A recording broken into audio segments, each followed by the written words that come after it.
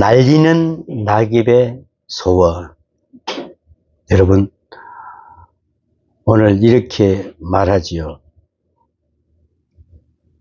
주여, 내가 주의 얼굴을 피하여 숨지 아니하오리이다. 내가 주께서 어째 날리는 낙엽을 놀라게 하시며 마른 검부를 뒤쫓으시나이까 라고 고백하는 우리 욥의 모습을 볼 수가 있습니다. 오늘 시 한 편을 한번 읽어봐 드리겠습니다. 그 푸른 하늘에 당신을 향해 쓰고 싶은 말들이 오늘은 단풍으로 타버립니다. 밤새 산을 넘은 바람이 손짓을 하며 나도 잘 익은 과일로 떨어지고 싶습니다. 당신 손 안에. 누구나 한 번은 수일을 준비하는 가을입니다. 살아온 나를 고마워하며 떠날 차비에 눈을 씻는 계절. 모두에게 용서를 빌고 약속의 땅으로 뛰어가고 싶습니다. 이 시는 이혜인 수녀의 가을 편지라는 장편시 중에 한 부분을 제가 발췌를 해 봤습니다. 이 한겨울에 오늘 보니까 한파주의보까지 내린 이 겨울, 우리는 지난 가을을 우리는 어떠한 마음으로 따뜻하게 맞이하게 됐는지 한번 옷깃을 여미면서 생각해 하는 그런 시기에 소개를 해드립니다. 봄은 정말 화사한 계절이죠. 무엇인가 희망스러운 날이 일어날 것 같은 무작정 아름다운 생각을 하면서 가슴으로 영접하게 되는 그런 계절입니다. 여러분, 정말 정신없이 일하는 계절입니다.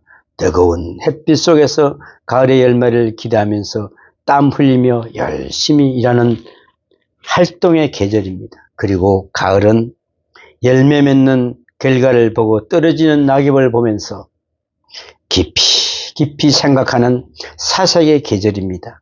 우리는 땅에 뒹구는 낙엽을 보면서 이 낙엽으로 인하여 맺혀진 열매를 생각할 수 있어야 합니다. 겨울 한방눈이 펑펑 내리는 날 창문을 열어 한번 쳐다보십시오. 쏟아지는 한방눈, 얼어붙은 그 솜사탕을 감히 어찌 감당해야 할지 헐벗은 가슴으로 따뜻이 품으면서 살며시 한번 눈을 뜨면서 이제 봄을 한번 생각해 봅니다. 나는 무엇을 기대하며 어떤 씨앗을 심을까? 심은 데도 걸음으로 가을 추수에 봄에 뿌린 씨를 다시 묻게 됩니다. 또한 여름 동안 얼마나 열심히 성실하게 일하고 가꾸었는가도 한번 생각하게 됩니다. 그리고 이제는 하나님 앞에서 물어야 합니다.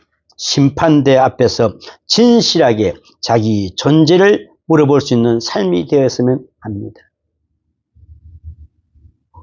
우리가 봄, 여름, 가을, 수확의 계절을 맞으면서 이제 우리가 준비하는 그 열매가 정말 잘 익었는지요?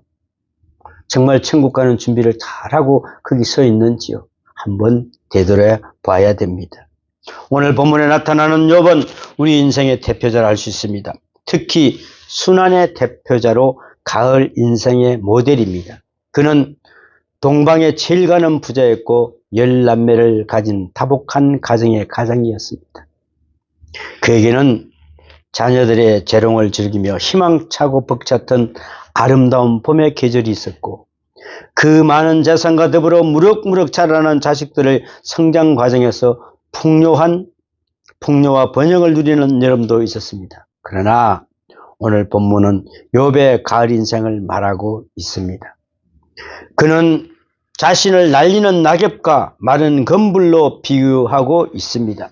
그는 이제 가을의 길목에 서서 죽음의 저편을 내려다보면서 가장 절실하고도 진실하게 기도를 하고 있습니다.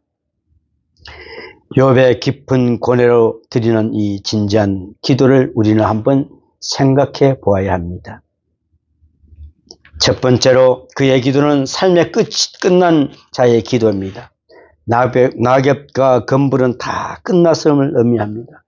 꽃피는 계절이나 성장기가 아닙니다. 즉 꿈이 있는 계절이나 일할 수 있는 시기가 아니란 말이죠. 이제 겨울을 접어들어야 합니다.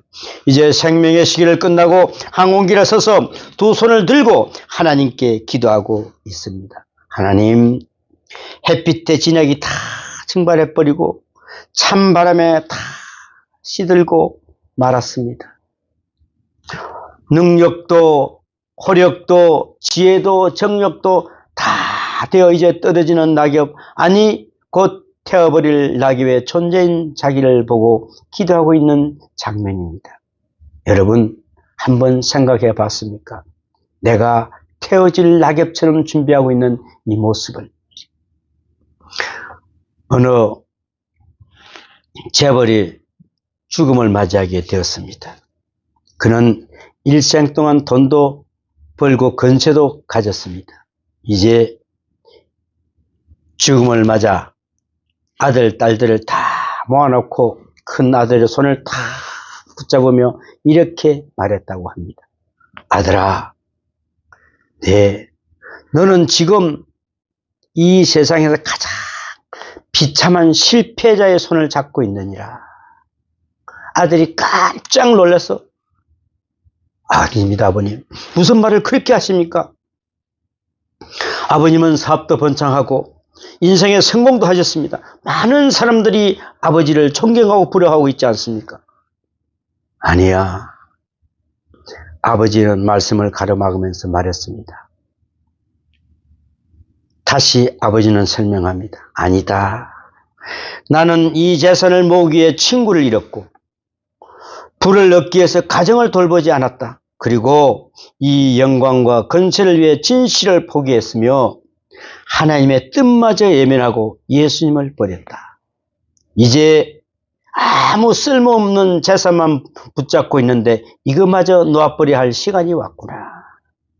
철저하게 실패한 이 아버지를 불쌍히 여기도 하고 이러면서 눈을 감았다고 합니다.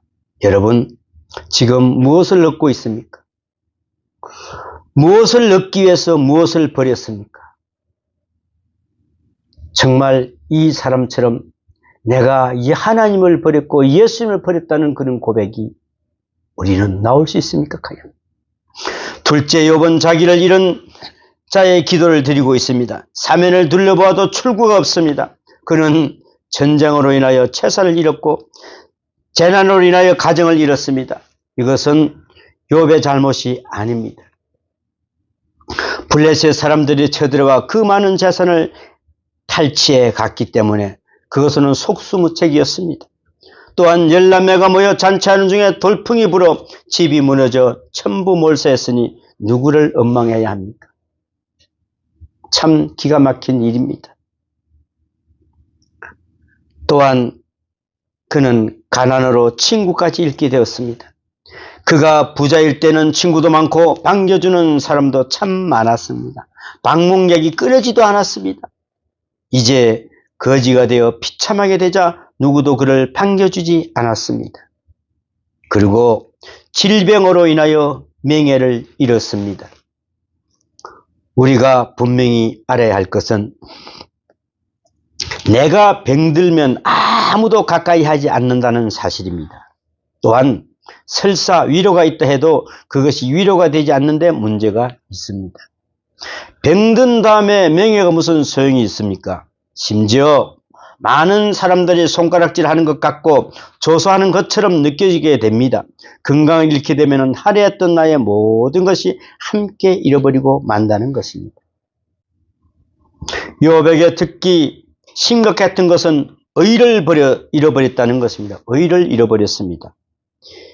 이 엄청난 고통 때문에 의를 잃어버렸습니다. 많은 사람들이 욥에게 그렇게 말하는 것 같았고 자신도 그게 사실인 것 같았습니다. 얼마나 죄가 많으면 저런 천벌을 받았을까. 많은 친구들이 찾아와서 위로한답시고 하는 말들이 그에게는 조금도 위로가 되지 않았습니다. 실제로 그의 친구들이 한 말을 보면은 가만히 생각해 보라. 무슨 큰 죄가 있었던 게 아니냐? 이렇게 하고 있는 내용입니다. 너도 모르는데 죄진 거 있어 없어? 라고 물어보는 겁니다. 많은 사람들이 그렇게 비난한 것 같았고 자신마저 그런 생각이 들었습니다. 이것이 바로 그의 참을 수 없는 고통이었습니다. 건강의 자주를 상실했고 의를 잃어버린 절대적인 고독을 느끼는 순간이었습니다. 그 고독은 누구도 위로할 수 없고 충족되지 않는 갈증이기에 그는 하나님께 기도하고 있는 것입니다. 셋째로 그는 폐기된 자신의 기도를 드리고 있습니다. 이제 그는 사용 가치가 전혀 없는 존재입니다. 돈이 있어 사업을 하겠습니까? 건강이 있어 일을 하겠습니까? 또는 지혜가 있어 무슨 일이든 도울 수가 있겠습니까? 이 세상에는 아무 쓸모없는 존재가 되어버렸습니다. 심지어 사랑하는 아내마저도 그를 저주하고 나가버립니다. 마침내 그는 자기 인생을 저주하며 왜 어머니가 나를 낳았으며 젖을 먹이고 돌아보았는가 하면서 자기 인생 자체를 철저하게 부정하고 있습니다. 이 폐기된 자의 고통 속에서 하나님께 부려지고 있는 것을 볼 수가 있습니다. 이제 그는 하나님 앞에 생명에 갈망하는 절실한 기도를 드립니다. 그의 기도의 내용을 보면은 첫째, 지혜와 지식을 구하는 기도를 드리고 있습니다. 하나님, 고통당하는 것이 문제가 아니라 왜 고통을 당해야 하는지를 모르겠습니다. 왜 이 재난이 내게 있어야 하는지를 모르겠습니다. 하나님, 어디서 찾을까요? 죄 때문이라면 무슨 죄 때문입니까? 태어날 때부터 오늘까지 은혜로 살아왔는데 이제 와서 죄를 살펴신다면 살아남을 자가 어디 있겠습니까? 처음부터 끝까지 국률이요 은혜뿐인데 어찌하여 오늘에 이르러 어렸을 때부터 지은 죄를 기억나게 하십니까? 여러분, 어렸을 때부터 그 모든 죄 지은 게 하나하나 기억날 때가 있었습니까, 여러분? 저는 그럴 때가 참 많았습니다. 가만 그 생각을 해보면은, 야, 그때 내가 왜 그랬던가 하는 생각을 하게 됩니다. 하나님이여, 무슨 죄 때문입니까? 어찌하여 주의 얼굴을 가리시고 나를 주의 대적으로 여기시나이까? 불법과 죄가 얼마나 많으시나이까? 나의 허물과 죄를 알게 해 주옵소서. 그리고 이 고난에 대한 보상은 무엇입니까? 이 고난 끝에서 어떤 일이 이루어지는 것입니까? 아니면은 여기서 끝나는 것입니까? 그는 환경을 바꾸어 달라거나 고난에서 해결해 주십사 하는 기도를 하지 않았습니다. 단지 이 고난의 의미를 알게 해달라고 부르짖고 있는 것입니다. 여러분, 우리가 힘들고 지칠 때 어떤 기도를 합니까? 먼저 우리가 하나님께 철저히 회개하고, 하나님, 제가 주님을 믿사옵나이다. 제가 주님을 믿습니다. 사실 그렇지 않습니까? 우리가 예수를 믿지 않고 예수님에게 뭐 달라고요? 이거 말이 안 되는 소리죠. 내 마음은 예수 믿는 마음은 하나도 없으면서 예수님 이러니까 내가 주실 것 좀 줘야 될 거 아니겠습니까? 이렇게 한다는 것이죠. 그래놓고 나는 하나님께 기도했더니 응답을 안 주시더라. 주실 리가 만무하죠. 하나님은 전혀 안 믿는 하나님. 우리가 보면 그렇지 않습니까? 그 12해를 알았던 그 여인이 와서 뭐라고 이야기합니까? 뭐라고 이야기하죠? 처음부터? 내 믿음이 너를 구원하였느니라 그랬습니다. 네가 나를 믿기 때문에 그 믿음으로 이게 나선 거지. 그 믿음으로 구원받은 거지. 네가 나를 안 믿기 때문에 이건 있을 수가 없는 일이다. 우리가 간단한 이치를 왜 모르고 어떤 기도를 하고 있습니까? 우리 어떤 기도를 하고 있습니까? 폴더신이라고 하는 목사님이 그의 글 가운데 다음과 같은 이야기를 한 것이 있습니다. 가장 큰 신비는 인간이 무엇 때문에 괴로워하는가가 아니라 인간이 괴로워할 때 무엇을 놓쳐버리고 있느냐 하는 것이다. 무엇을 우리는 괴로워할 때 뭐를 놓쳐버리고 있다는 것입니다. 뭘 놓쳐버렸을까요? 여러분, 여러분은 괴로움을 당하고 나서 나는 무엇을 놓쳤는가 한번 자문해 본 일이 있습니까? 내가 이렇게 고통과 환난 가운데 있는데 내가 뭘 놓쳤지? 내가 하나님께 뭘 잘못했지? 내가 정말 하나님을 부인한 건 얼마나 있었는지 한번 생각을 해 봐야 된다는 것입니다.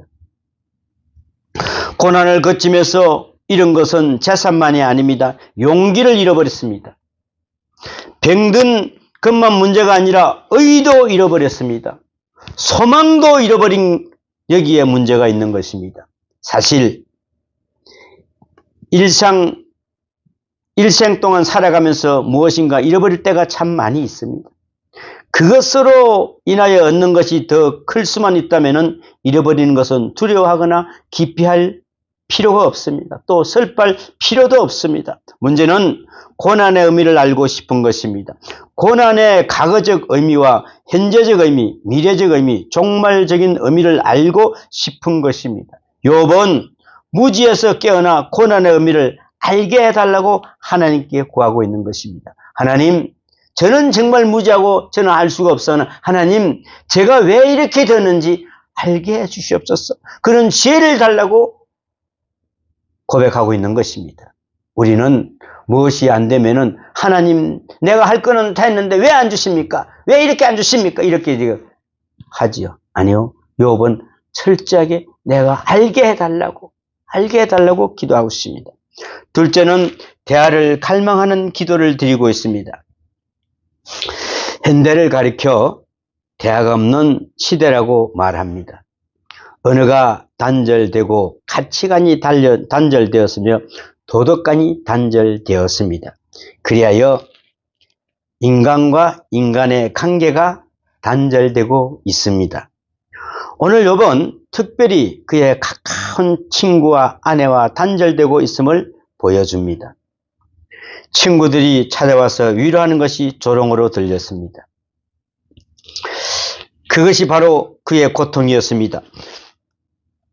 건강한 사람이 병든 사람에게 이렇게 이야기하면 될까요?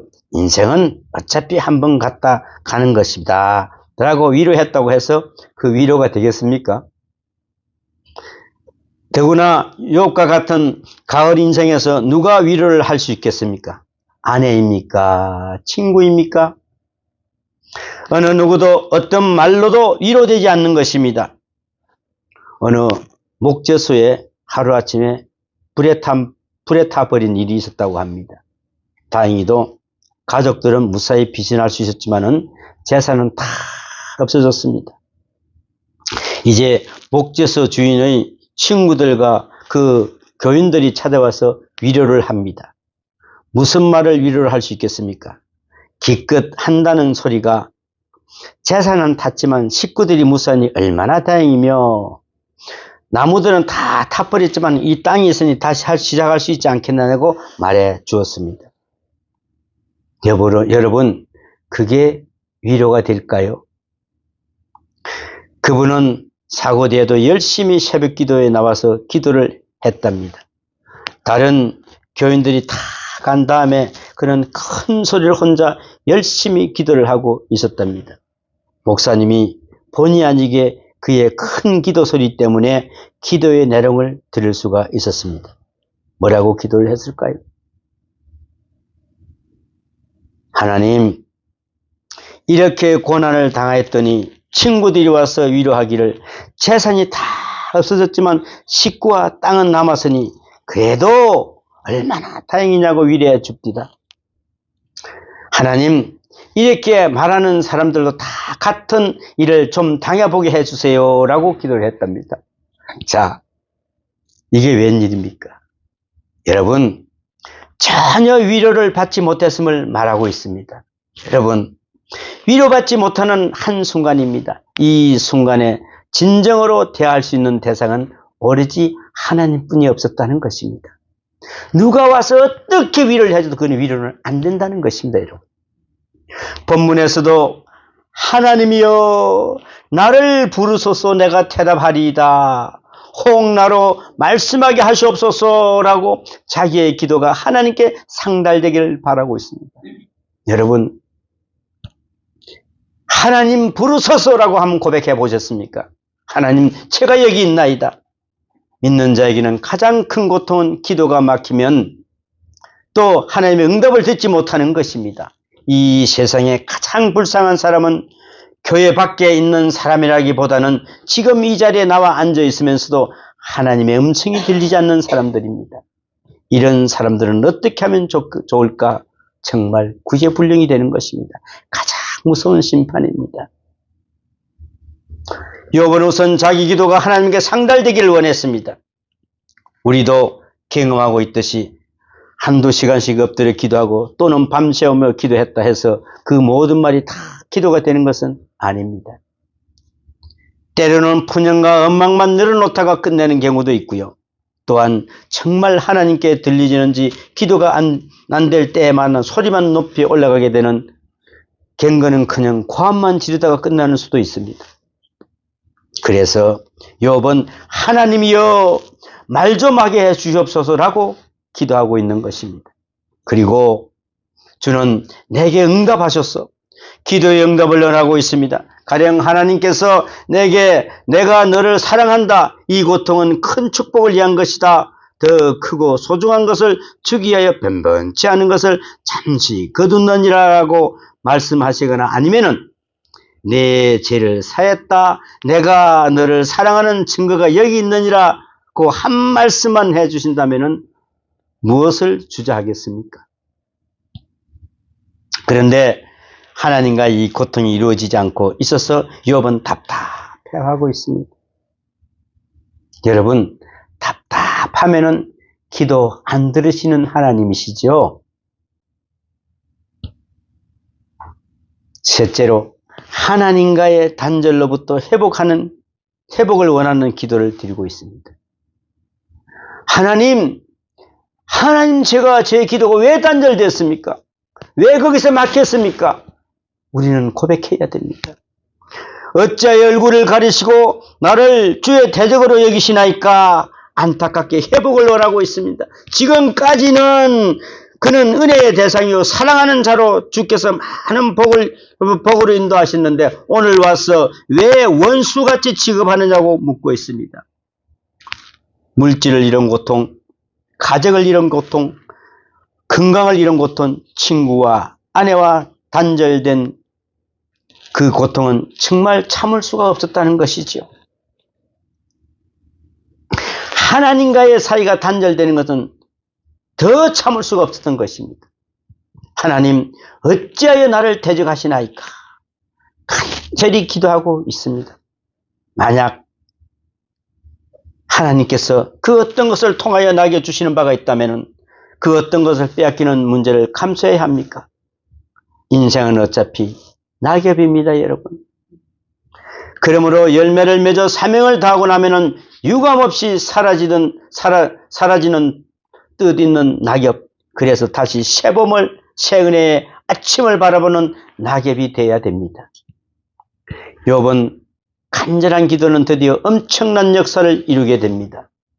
욥기서 42장 보면은 욥이 말하기를 전에는 내가 멀리서 하나님의 음성을 듣더니 이제는 하나님의 얼굴을 봅니다 라고 고백합니다. 여러분, 오늘 이 자리에서 하나님의 얼굴을 보십시오. 그 고난을 통하여 하나님을 보게 된 것입니다. 이 하나님의 진실을 위해서 하나님은 놀라운 역사를 이루셨습니다. 여러분들이 지금 이 자리에 있기까지 또한 하나님 앞에 나와 진실하고 겸손한 기도를 드리기까지 그 순간을 위하여 하나님은 얼마나 큰 역사를 이루셨는지 과연 아십니까? 만약 탕자가 거지로 전락하지 않았다면 아버지께로 돌아왔겠습니까? 그 탕자는 다 까먹었습니다. 이제 갈 데도 없었습니다. 밥 먹을 자리도 없었습니다. 거기서 고백합니다. 하나님, 내가 이제 우리 아버지 집으로 가면은 그래도 밥은 먹을 수 있을 것인데 이 돼지 지압 열매를 먹는 것이 아니라 밥이라도 먹을 수 있을 것인데 하면서 터덜터덜 아버지께로 돌아오는 그 탕자의 심정을 한번 보십시오.